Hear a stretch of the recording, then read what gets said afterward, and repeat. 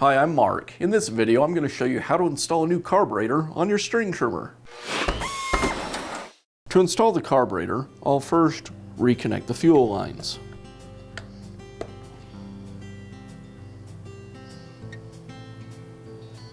And I'll reconnect the throttle cable.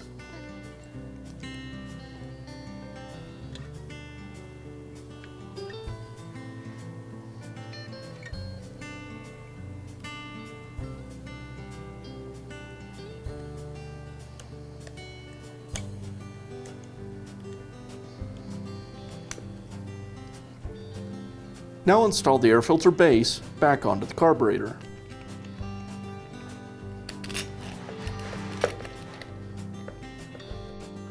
And I'll thread the heat shield gasket over the studs.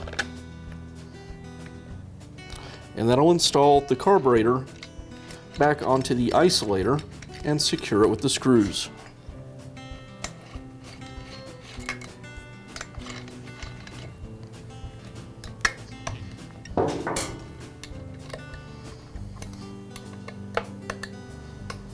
And I'll reinstall the air filter.